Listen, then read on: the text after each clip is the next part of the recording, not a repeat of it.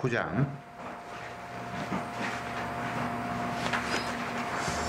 전체 다 봐야 되는데 다 읽을 수는 없고 앞부분만 읽도록 합시다. 1절부터 9절까지만 교독할게요. 먼저 1절 제가 읽습니다. 이스라엘에 왕이 없을 그때에 에브라임 산지 구석에 우거하는 어떤 레위 사람이 유대 베들레헴에서 첩을 취하였더니 그 첩이 행하고 남편을 만나 유다 베들레헴 그 아내의 집에 들어가서 거기서 넉살을 나를 보내매 그 남편이 그 여자에게 다정히 말하고 그를 데려오고자 하여 하인 하나와 나귀 두 피를 데리고 그에게로 가매 여자가 그를 인도하여 아비의 집에 들어가니 그 여자의 아비가 그를 보고 영접하니라. 그 첩장이 여자의 아비가 그를 놀리매 그가 사비를 보았을까 먹고 마시며 거기서 유숙하더라. 나흘 만에 일찍 일어나 떠나고자 하매 여자의 아비가 그 사위에게 이르되 떡을 조금 먹어 그대의 기력을 도운 후에 그대의 길을 행하라. 두 사람이 앉아서 함께 먹고 마시매 여자의 아비가 그 사람에게 이르되 그나저나니 이 밥을 여기서 유숙하여 그대의 마음을 즐겁게 하라. 그 사람이 일어나서 가고자 하되 첩장인의 간청으로 다시 유숙하더니 내가 집에 일찍 일어나 들어가고자 하매 여자의 아비가 이르되 그나저나니 그대의 기력을 두고 해가 불도를 머물라 하고 두 사람이 함께 먹고 그 사람이 첩과 하인으로 더불어 일어나 떠나고자 하매 그 첩장인 곧 여인의 아비가 그에게 이르되 보라 이제 해가 저물어 가니 청컨대 이 밤도 유숙하라. 보라 해가 기울었느니라. 그대는 여기서 유숙하여 그대의 마음을 즐겁게 하고 내일 일찍이 그대의 길을 행하여 그대의 집으로 돌아가라. 아멘. 계속해서 이스라엘 백성들이 하나님을 왕으로 인정하지 못하는 상태 속에서 어떤 일들이 벌어지고 있는가를 사사기를 통해서 보여주고 있습니다. 사사시대가 그야말로 무질서하고 엉망진창이라는 사실을 계속 확인하는데 그럴 때마다 말씀을 시작하면서 이스라엘에 왕이 없을 때에 또 왕이 없는 고로 다시 말하면 하나님이 그들의 왕이 되지 못하기 때문에 라는 말을 먼저 거론합니다. 오늘 19장의 내용들을 제가 조금 더 간추려서 말씀을 드리면 에브라임 동네에 살고 있는 한 레위인들은 자기 땅이 없으니까 이제 12지파로 나눠서 흩어져서 그 지정한 대로 살거든요. 그러니까 아마 이 사람은 에브라임 지역에 사는 레위인이었던가 보죠. 어쨌든 그 레위인이 첩을 취했는데 그 첩이 사는 또 동네는 유다 베들레헴 사람입니다. 그런데 이 첩이 또 바람이 나서 엉뚱한 짓 하다가 이제 남편한테 발각이 됐는지 그만 친정으로 도망을 가버렸어요. 그러니까 이 레위인은 그래도 첩이 사랑스러웠는지 용서하고 싶은 마음에 그 첩의 친정을 찾아가서 그를 달래서 이제 데려오는 그런 과정 속에서 뭐 장인이 그 사위를 극진하게 이제 대접하면서 하루만 더 유숙해라 또 하루 더 유숙해라 이렇게 이제 되는 걸 우리가 같이 읽었는데 어쨌든 그렇게 해서 이제 며칠이 지나서 그 첩을 데리고 이제 자기가 사는 예루살렘으로 에브라임으로 돌아와야 되는데 지금 이제 이스라엘의 지명을 굳이 이야기하자면 이스라엘 땅이 일주하게 있는데 요쯤 이제 여기 에브라임 그다음 요 밑에 정확한 건 아닙니다만 위치적으로 대충 제가 이야기합니다. 여기 베냐민 이쪽이 이제 유다 지역이거든요. 이 에브라임에 살고 있는 레위인이 첩을 거느렸는데 이 첩이 유다 사람인데 간음을 행하고 도망을 가버렸어요. 그러니까 여기 가서 달래서 다시 이제 돌아오는 과정에서 요 베냐민 지역에 잠깐 밤이 됐으니까 잠을 자야 되잖아요.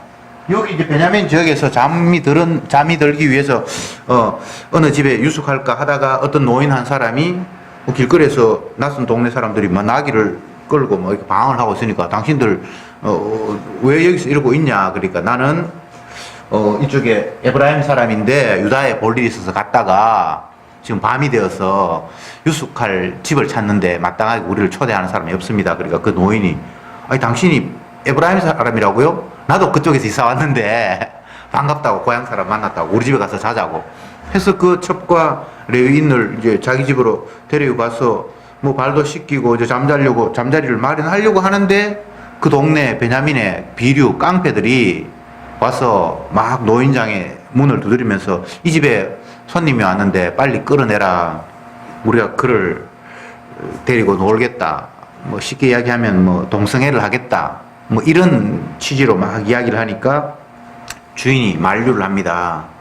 이런 행패를 부리면 안 된다. 우리 집에 온 손님을 너희들이 그런 짓 하면 안 된다. 정 너희들이 그러기를 원한다면 결혼하지 않는 내 딸을 차라리 뭐 욕을 보이든지 하라고 그렇게 이야기를 하니까 계속해서 그 남자를 끄집어내라고 막 생떼를 부리니까 이 레위인이 도저히 안 돼서 자기의 첩을 이제 그 사람들에게 깡패들에게 이제 넘겨줬는데 아마 첩이 이뻤던 모양이죠. 그러니까 그 첩을 가지고 밤새도록 윤관을 하고 집에 돌려 보냈는데 이 사람들은 그 사실이 어떻게 된지를 모르고 어쨌든 밤에 잠을 잤는데 아침에 일어나서 문을 열고 보니까 자기 첩이 그게 쓰러져 죽어 있었던 거예요. 그러니까 이 레위인이 너무 화가 나서 그 시체를 끌고 자기 동네 에브라임까지 와서 거기에서 그 첩을 12토막을 시체를 내서 각 지파에 택배 붙이듯이 이렇게 보내고 그렇게 하는 이야기가 여기 이제 19장에 나오는 내용입니다. 참 기가 찬 일이죠. 우선 레위인이 첩을 거느렸다는 그 자체도 성경적으로 보면 용납이 안 되고요. 그런데 또 그 첩이 또 바람이 났어. 또 엉뚱한 짓 하다가 남편한테 들켜가지고 또 친정으로 도망가고. 근데 어쨌든 그를 또 데리고 와서 같이 살려고 오는 과정에서 남의 집에서 남의 동네에서 하루 유숙을 하는데 그쪽에서 그 동네 깡패들에 의해서 그 첩이 윤관을 당해서 죽고. 어쨌든 나라가 이건 뭐 어디서부터 잘못됐다고 이야기할 수 없을 만큼 총체적인 난국의 모습을 이 19장에서 보여주고 있습니다. 19장 1절에서 시작하면 이스라엘이 왕이 없을 그때에 이렇게 이야기가 시작이 되는 거예요. 우리가 이런 말씀을 보면서 약간 그 반발심을 가질 수도 있는데 특히나 신앙인이 아닌 사람들은 이 구절 보면서 이스라엘이 왕이 없을 그때에 왕 없다고 해서 이렇게 기절이 돼야 되냐? 왕 없다고 해서 뭐 첩을 거느려야 되냐? 또 왕이 없다고 해서 자기 동네에 온 그 사람을 강제로 윤관해야 되냐? 뭐 여러 불만이 있을 수 있잖아요. 근데 성경에는 그 뒷부분의 어떤 행동들 전체를 규정을 하면서 앞에 시작점에서 이스라엘이 왕이 없을 때에 라고 딱 그 조건을 먼저 붙였다 이 말이죠. 여러분 이 부분이 동의가 됩니까? 더 노골적으로 하나님이 우리의 왕이 아니다 라고 한다 할지라도 뒷부분에 그렇게 행동할 수 있어요? 세상 사람들은 동의하지 않을 거예요. 그러나 언약의 관점에서 보면 하나님이 왕이 되지 못하는 그분을 왕으로 인정하고 그분 앞에 복종하지 못하는 삶의 모습은 뒷부분에 다 이게 똑같은 거예요. 표면적으로 윤리적으로 뭐 어떤 식으로 갖다 붙여도 하나님이 왕이 되지 못하는 사람들의 삶은 이럴 수밖에 없다는 거예요. 꼭 성적으로 이렇게 하지 않다 할지라도 하나님을 왕으로 인정하지 않으니까 각자 자기의 판단과 자기의 속에는 옳은 대로 행할 수밖에 없는 삶은 이러이러할 수밖에 없다라는 것을 사사기는 계속해서 반복해서 우리에게 일러주고 있습니다. 참 무서운 이야기예요. 하나님이 우리의 주인이 아니라는 사실을, 하나님이 우리의 주인이라는 사실을 인정하지 못한다고 해서 굳이 이런 삶을 살까? 그렇지 않은 사람도 오늘날 수많은 사람들 가운데 뭐 신앙인이 아니고 예수님을 주로 섬기지 않아도 반듯하게 성실하게 사는 사람이 많은데 왜 성경이 이런 식으로 이야기를 전개할까? 이건 뭔가 좀 오버하는 거 아닌가? 이런 생각이 든단 말이죠. 그런데 성경은 그게 오버가 아니라는 거예요. 물론 하나님이 주인이 아닌 사람이라 할지라도 성적으로 문란하다거나 도덕적으로 엉망진창으로 산다라는 이야기를 굳이 하지 않더라도 언약의 관점에서 볼 때는 그들이 정직하게 윤리적으로 바르게 살고 가정에 아내만 사랑하고 바람피지 않고 뭐 자기 동네 온 사람에게 선의를 베푼다 할지라도 주님의 관점에서 보면 그게 이렇게 살아가는 사람의 삶의 모습과 다르지 않다고 성경은 규정하고 있는 거예요. 이 차이가 굉장히 우리를 어렵게 만들죠. 자, 다시 제가 얘기해 볼게요. 지금 19장에서 말씀이 전개될 때에 어떻게 되어 있습니까? 이스라엘에 왕이 없을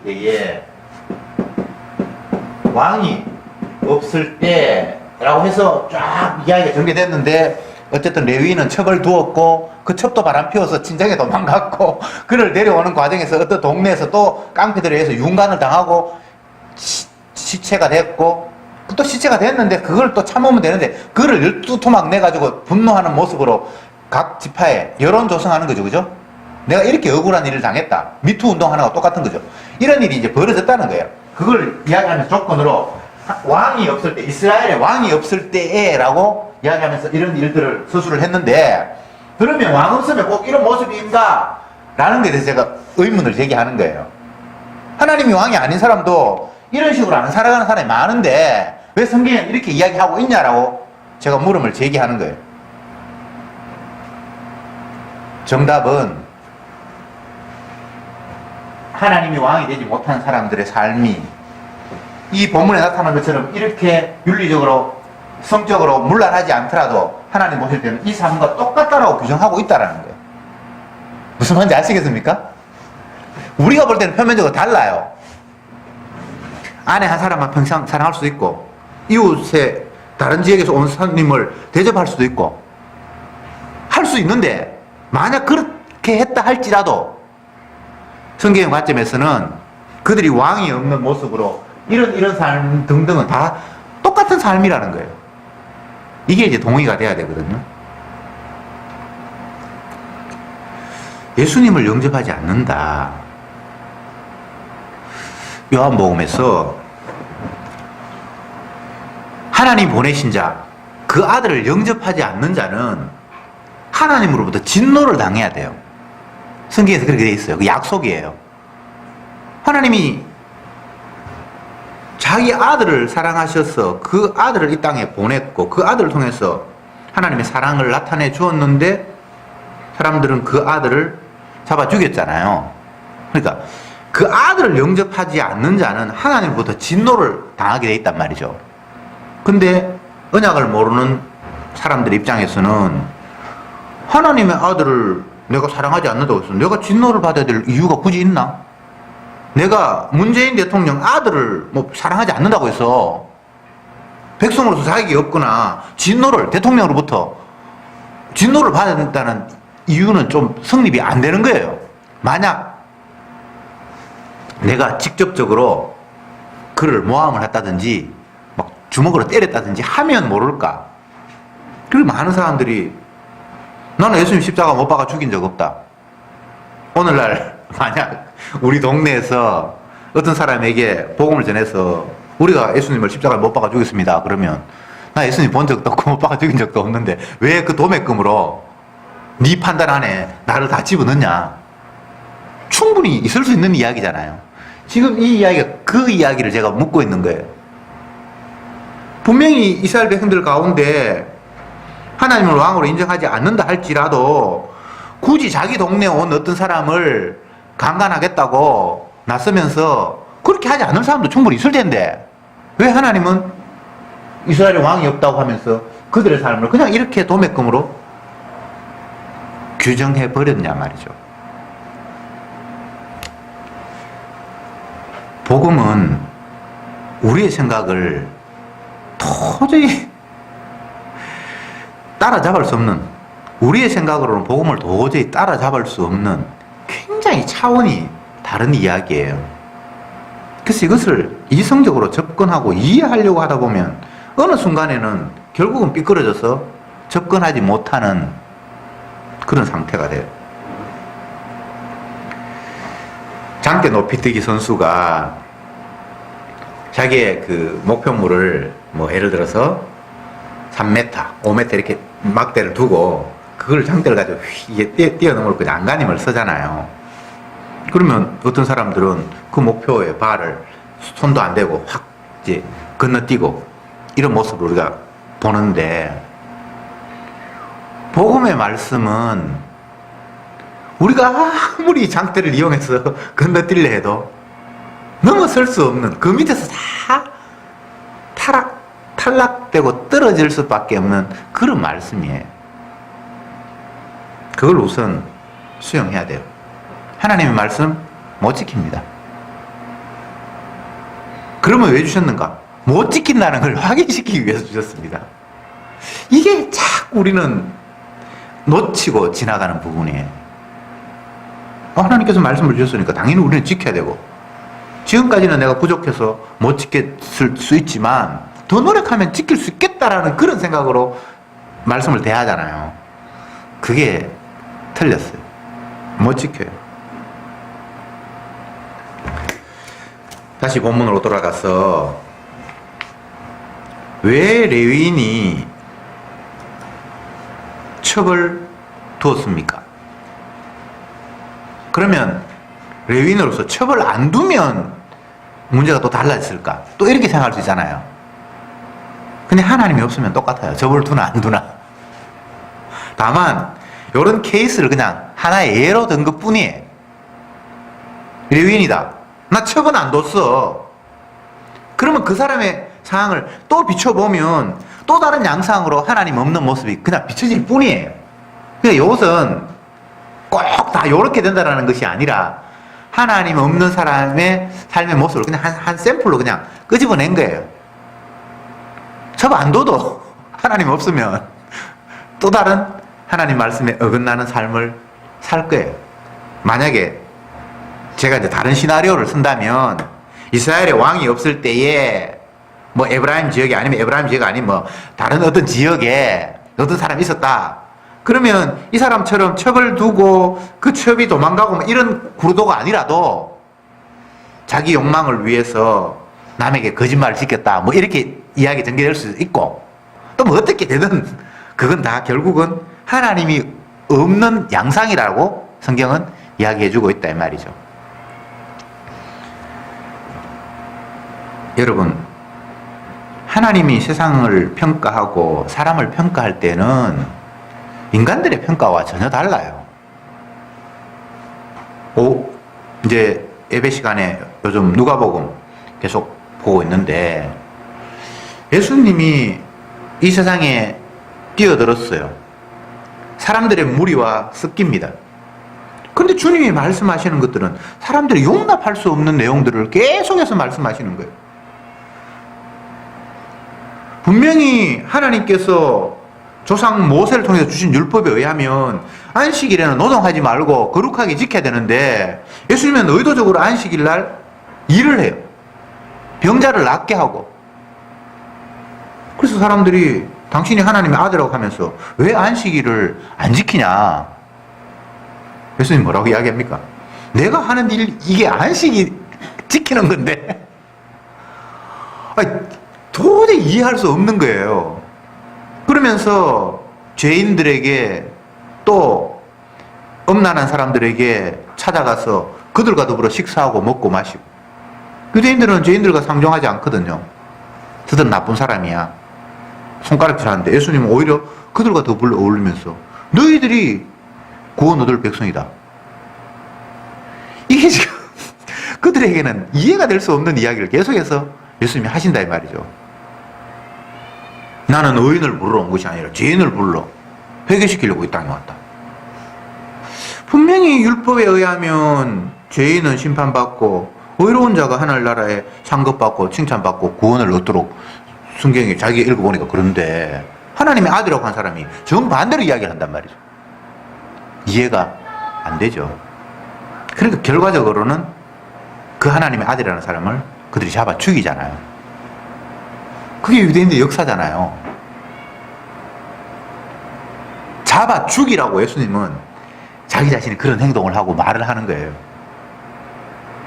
얼마나 너희들이 하나님 없는 그 상태 속에서 그럼에도 불구하고 자기들은 의롭다고 숨기고 내 행동들이 하나님 앞에 칭찬 들을 만하다라고 생각하면서 가장하고 있는데 예수님이 그에 틀고 들어가서 그래도 너희들이 어려워 봐 그러면서 예수님이 계속 깔짝거리면서 자기 자신을 죽이게 유도하는 거예요. 그러면서 봐 이래도 너희들이 살인자 아니야? 라고 최종적으로 까발렸다 이 말입니다.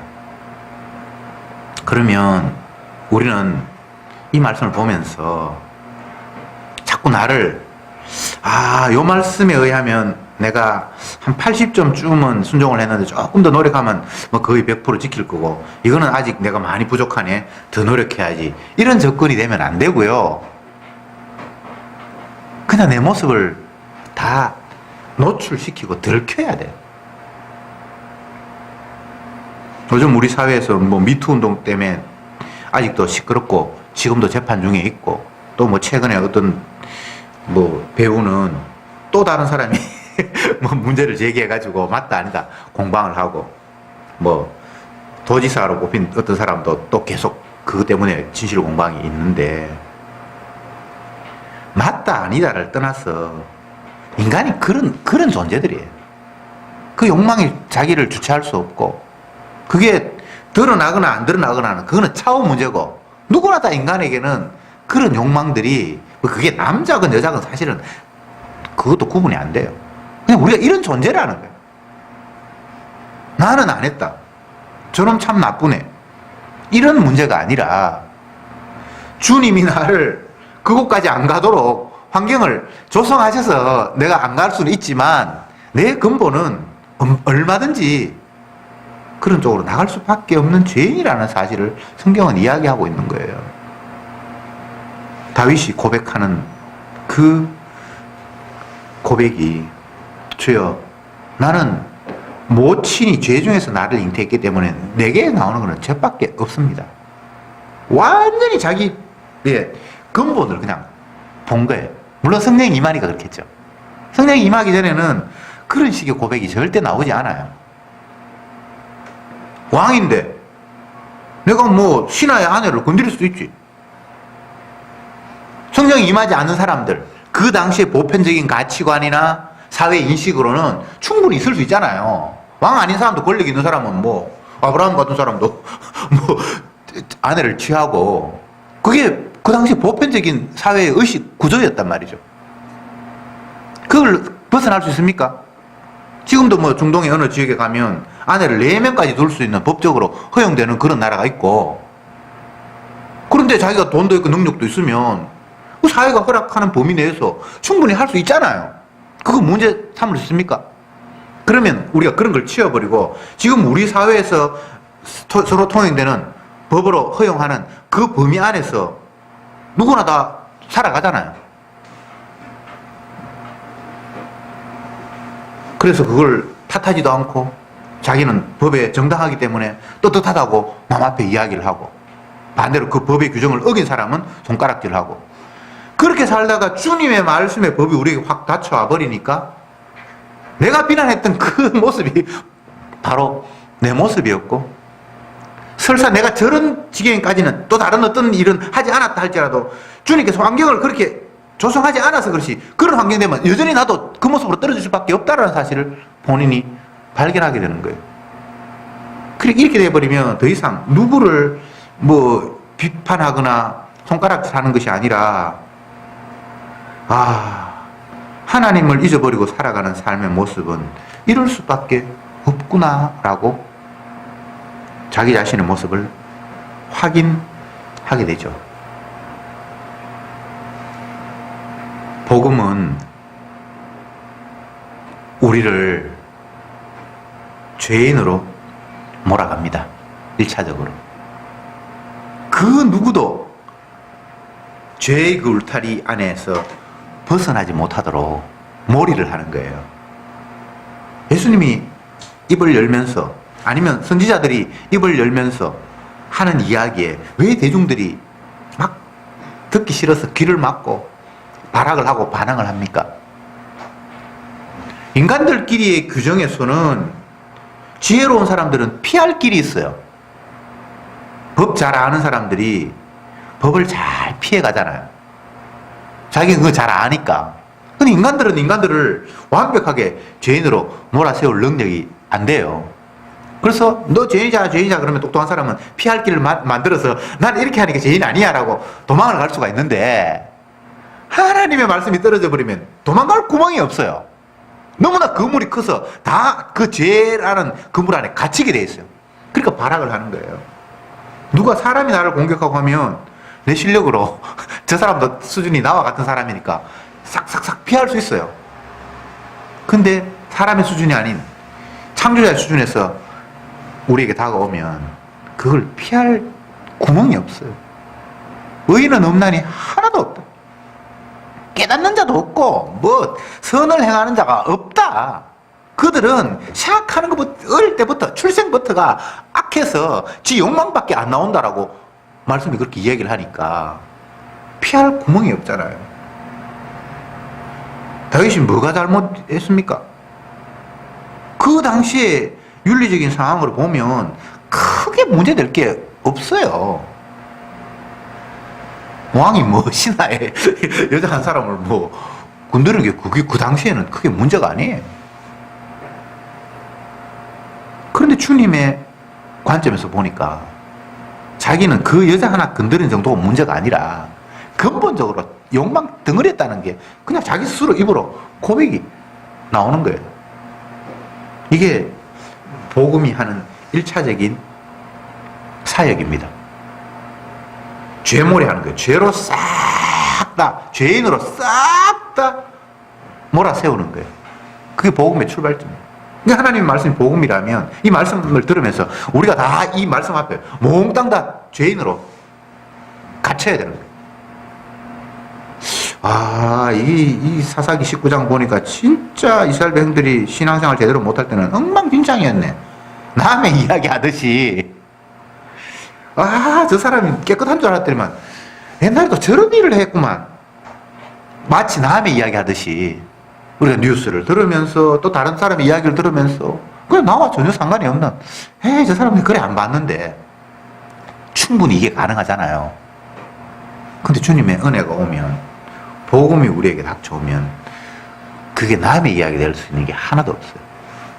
다 내 모습이고 주님이 말씀의 그물 앞에 나를 죄인으로 가두는 거대한 장치가 지금 작동되고 있는 거예요. 갈수록 세상이 악하다. 사람들이 이제 그렇게 얘기를 하는데 그건 성경적이지 않아요. 그냥 더 노골적으로 더 많은 사람들에게 알려졌을 뿐이지 죄의 양상은 똑같아요. 자, 끝까지 해놓고 우리가 이제 다시 원점으로 돌아갑시다. 성경은 왜 기록했습니까? 하나님의 말씀이 기록된 이유가 뭐예요? 요한복음 5장 39절. 모든 성경은 내게 대해서 증거하는 것이다. 예수님 이야기하려고 이 사사기 19장도 기록되어 있거든요. 사사시대에 이스라엘 백성들이 하나님을 왕으로 인정하지 못했기 때문에 레위인이라는 사람이 첩을 거느렸고 그 첩은 또 바람을 피워가지고 또 도망을 갔고, 그렇게 해서 그를 용서하고 데려오는데 또 동네 어떤 지역에 가서 사는데 그곳 깡패들이 이 사람을 윤관했고 그래서 죽었고, 그러니까 이 사람이 또 레위인이 너무 화가 나서 이 완악함을 고발해야지, 내가 그냥 참을 수 없어 하면서 그 시체를 12동가리 내서 전체에 파송했고, 이 이야기가 예수님 이야기 하려고 기록된 이야기라고요. 어느 한 시대에 유명한 사람들이 뭐 저서를 통해서든지 아니면 뭐 정치적인 영향력을 발휘해서든지 어떤 일을 영향력을 끼쳐서 이미 죽고 많은 세월이 지났음에도 불구하고 그 사람의 이름이 기억이 되고 사람들에게 그의 행적들을 훌륭하다, 본받을 만하다, 인류의 스승이었다 그렇게 이야기하죠. 최근에 뭐 김종필 씨가 죽었는데 그렇게 써놨더라고요. 이 사람의 평가는 그래요. 근데 주님의 평가는 다르다 이 말이죠. 의인은 없나니 하나도 없다. 만약 복음을 전하는 사람이 김종필 씨의 그 장례식에 가서 장례 예배를 설교를 한다. 그럼 뭐라고 이야기할까요? 죄의 싹은 사망입니다.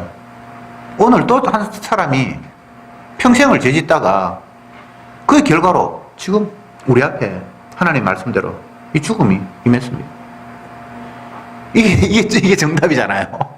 이 사람은 과거에 훌륭했고 아까운 사람이 갔다가 아니라 죄의 삭은 사망인데 이 사람 평생 죄짓다가 그 말씀대로 지금 하나님 심판으로 죽었다. 이게 이 사람 모습이 아니라 오늘 이 자리에 있는 당신의 모습이고 나의 모습이 이 모습이다. 이렇게 얘기를 해야 정상이잖아요. 복음적인 관점에서. 근데 아무도 그런 이야기 하는 사람은 없어요. 다시 이야기합니다. 모든 성경은 예수님에 대해서 증거하기 위해서 기록이 되어 있잖아요. 그러면 성경뿐만 아니고 세상에 펼쳐지는 모든 일들이 다 그러해요. 예수님의 주되심을 드러내기 위해서 해와 달과 별이 주님을 찬양하고 있는데 이 세상에 일어나는 그 어떤 일이 주님의 주되심을 드러내지 않는 일이 있으면 안 되잖아요. 성도는 어떤 일이 벌어지든 그 상황 속에서 예수님의 주되심이 캐치가 되고 깨달아지고 이렇게 해야 되거든요. 뭐 뉴스를 듣든지 뭐 멕시코한테 축구에 뭐 2대0으로 졌든지 무엇을 하든지 간에 어떤 일이 벌어지든 간에 이 세상은 예수 그리스도가 주인이라는 사실을 드러내는 세상이거든요. 그럼 우리는 그 속에서 예수님의 주되심이 깨달아지고 캐치가 되고 찬양을 해야 되잖아요. 근데 그 찬양이 되기 위해서는 먼저 주님이 이 사건을 일으켰는데 이 커다란 죄몰이라고 그러는데 죄인으로 몰아세우는 이 그물 속에 내가 갇혀있음을 깨달아야 되는 거예요. 내가 죄인이구나. 내가 이 모양 이 꼴로 살아가는구나. 만약 이 사람하고 똑같은 양상이 아니라 할지라도 하나님께서 환경을 막으셔서 내가 그곳에 못 갔을 뿐이지 주님이 막지 않으셨으면 그 자리에 내가 있을 수밖에 없었구나라는 그런 고백이 우리에게서 터져나와야 됩니다. 그래서 무엇 하나 주님의 은혜가 아닌 게 없는 거예요. 주님이 또 피할 길을 주셨구나. 주님이 지켜주셨구나. 주님이 함께 하셨구나.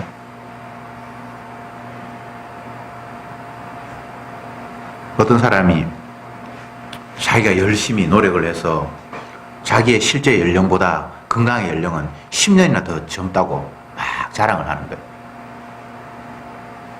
그 사람은 나름대로 건강을 위해서 먹는 것도 절제하고 운동도 열심히 하고 했는 건 맞아요. 객관적으로 보면 그 사람의 이야기가 긍정될 수 있고 인정받을 수 있어요. 그러나 신앙 안에서는 그렇게 말할 수가 없는 거예요. 주님이 아직도 필요하셔서 살려두셔서 산 거예요. 그 무엇도 결과가 인간으로 말미암아 주어진 결과가 되는 건 없어요.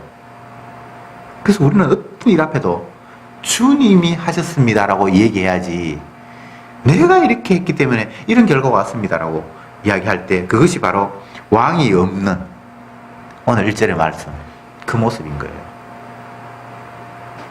여러분 왕이 없습니까? 이 세상에 주인이 없습니까? 그건 말이 안 되는 거예요. 뭐 그냥 자연스럽게 됐겠지. 자연스럽게 된 게 아니라 누군가가 만드셨어요. 그리고 누군가가 지금도 계속해서 의도하시는 바대로 지금 끌고 가고 있는 거예요. 그냥 뭐 6월철 되니까 장마가 오더라. 장마가 되니까 비가 오대. 이건 우리가 근원을 추적하다가 더 이상 추적하지 못하니까 그냥 이때 되면 비가 온다는 거예요. 작년에도 그랬고 10년 전에도 그랬고 경험상 그게 정답입니까? 아니에요. 만물은 주에게서 나오고 주로 말미암고 주에게로 돌아간다고 성경에 기록하고 있어요. 만물은 주에게서 말미암아서 펼쳐지는 거예요. 그분이 움직여서 지금도 되고 있는 거예요. 결과적으로는 그분이 자기 목적하신 바대로 다 끌고 가는 거예요. 이게 왕이 있는 사람의 삶의 모습 아닙니까? 왜? 하나님은 제쳐두고 내 선에서 내가 이렇게 하면 이런 결과가 올 거야. 세상 사람들이 다 그렇게 살아가는데 그 삶의 모습은 오늘 이 사사기에 나타난 19장의 이런 양상으로 밖에는 결과 주어지지 없는데 이건 아니잖아요. 이건 아니잖아요.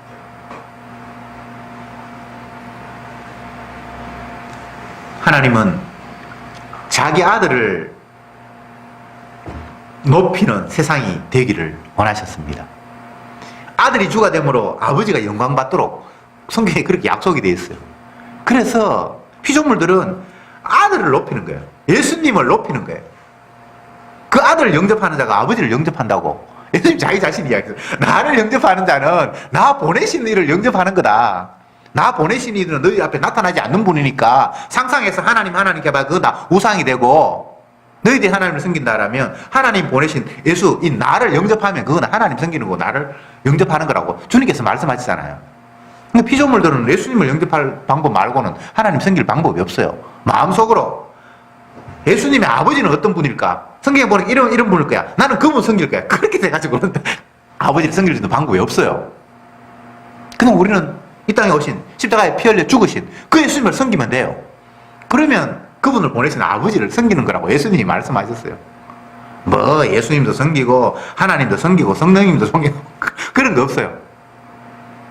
예수님을 믿으면 다 모든 게 해결되는 거예요. 우리는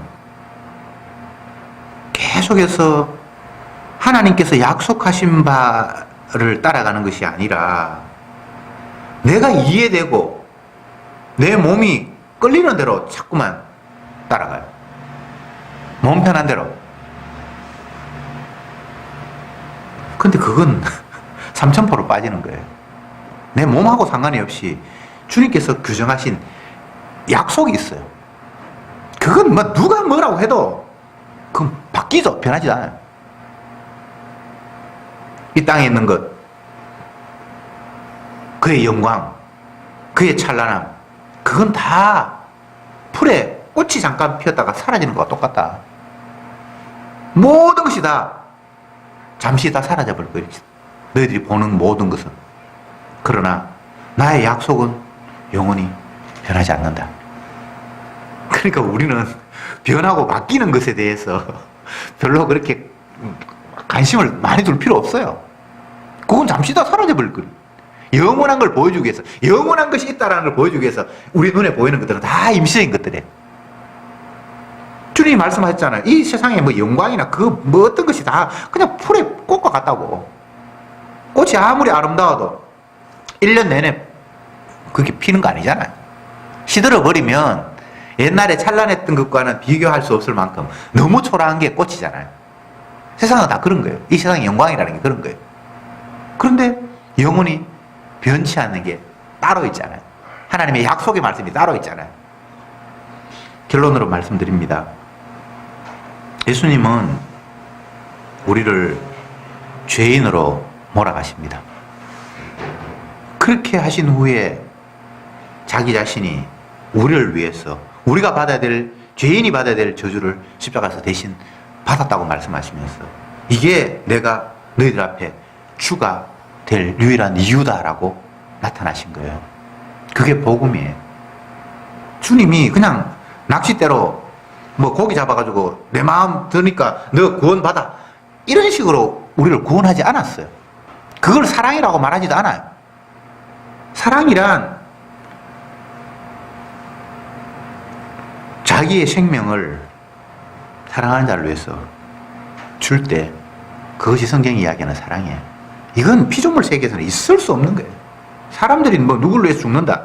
그 죽을 가치도 없고, 쥐가 가만히 있어 저주받아 죽을 놈이 누구를 대신해 죽는다는 거는 그건 있을 수 없는 이야기예요. 영생해야 될 분이, 죽어야 될 이유가 없는 분이, 죄가 없는 분이 죄를 대신해서 죽을 때 그것이 대신이 되고, 그게 주님께서 이야기하시는 사랑의 극한적인 모습이에요.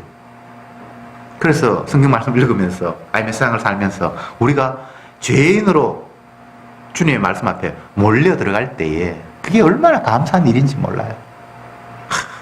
내가 이런 죄인인데 주님이 이 죄인을 위해서 대신 저주를 받아서 자기의 사랑을 우리에게 보여주셨구나. 사랑은 여기 있나니, 우리가 하나님을 사랑한 것이 아니요 오직 하나님이 우리를 사랑하사 우리 죄를 위하여 그 아들을 화목제물로 내어주신 이것이니라. 이게 복음이에요. 기도합시다. 주님 감사합니다. 오늘도 복음의 말씀 앞에 저들이 할 말이 없습니다.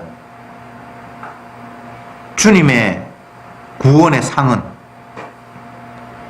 잘했다고 칭찬해서 주어지는 것이 아니라 우리가 죽을 수밖에 없는 죄인이라는 것을 고백하고 내가 받아야 될 저주를 예수님께서 대신 받음으로 말미암아 우리를 용납하신 것에 대한 그 사랑의 징표라는 사실을 다시 한번 말씀을 통해서 확인했습니다. 제발 나를 쳐다보고 나의 긍정을 자랑하는 어리석은 자가 아니라 영원히 저주받아야 될 우리를 위해서 대신 저주받음으로 우리를 저주에서 건져주신 그 사랑만 노래하며 찬양하며 살아가는 저들이 되게 하옵소서. 예수님의 이름으로 기도드립니다. 아멘.